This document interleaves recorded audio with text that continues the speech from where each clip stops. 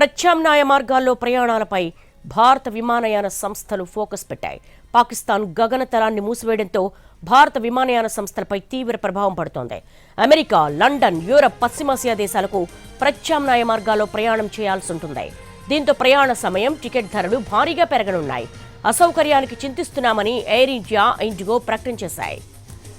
పహల్గామ్ ఉగ్ర దాడి భారత్, పాకిస్తాన్ మధ్య ఉద్రిక్తతలను పెంచింది. పాక్ ప్రేరేపిత ఉగ్రవాదుల దాడికి ప్రతీకారం తీర్చుకోవాలన్న ప్రజల డిమాండ్ మేరకు కేంద్రం ఇప్పటికే దౌత్య చర్యలు మొదలుపెట్టింది.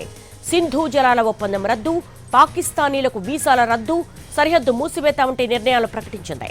అయితే దీనికి ప్రతీకారంగా పాకిస్తాన్ కూడా భారత్తో వాణిజ్యం రద్దు చేయడంతో పాటు అన్ని ద్వైపాక్షిక ఒప్పందాలు నిలిపేస్తున్నట్టుగా ప్రకటించింది.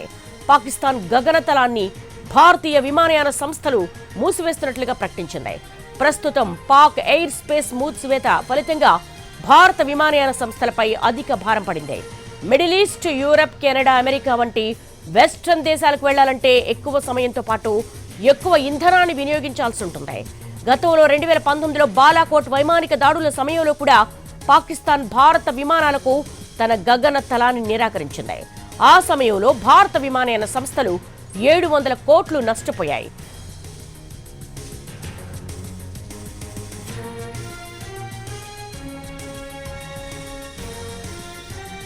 ప్రత్యామ్నాయ మార్గాల్లో ప్రయాణాలపై భారత విమానయాన సంస్థ ఫోకస్ పెట్టింది. దీనికి సంబంధించి ఢిల్లీ నుంచి మా ప్రతినిధి ప్రసాద్ అడిగి మరిన్ని వివరాలు తెలుసుకుందాం.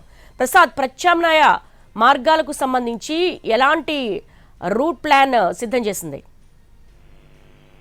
పాకిస్తాన్ గగనతలాన్ని మూసివేయడంపై భారత విమానయాన సంస్థలు స్పందించాయి. ప్రధానంగా వాస్తవానికి ఈ అమెరికా, బ్రిటన్, అదేవిధంగా జర్మనీ, ఫ్రాన్స్ లాంటి యూరోపియా దేశాలతో పాటు పశ్చిమాసియా దేశాలకు కూడా పాకిస్తాన్ గుండానే భారత విమానయాన సంస్థలు తమ విమానాలను నడుపుతుంటారు. అయితే ఈ గగనతలంపై భారతదేశం నుంచి వచ్చే ఏ విమానం కూడా ప్రయాణించకుండా దానిపై నిషేధం విధించడంతో విధేయని పరిస్థితుల్లో విమానయాన సంస్థలు ప్రత్యామ్నాయ మార్గాలు వెన్నుకోవాలి. అయితే ఇది కొంతమేరకు దూరంగా ఉంటుంది, పైగా ప్రయాణం చేసే సమయం కూడా బాగా ఎక్కువైతుంది. దీనివల్ల ఫ్యూయల్ కూడా బాగా ఎక్కువగా ఖర్చు అవుతుంది. కాబట్టి దీనికి ప్రయాణికులపై అదనపు భారం పడే అవకాశం ఉందన్న అంశాన్ని దృష్టిలో పెట్టుకొని తమ ప్రయాణికుల కోసం ఇండియా, అదేవిధంగా ఇండిగో, అదేవిధంగా ఎయిర్ ఇండియా రెండు సంస్థలు కూడా తమ ప్రయాణికుల కోసం ఒక ప్రకటన విడుదల చేశాయి. దీనివల్ల ప్రయాణికులకు అధిక భారం మోపే అవకాశం ఉంది. కాబట్టి దీన్ని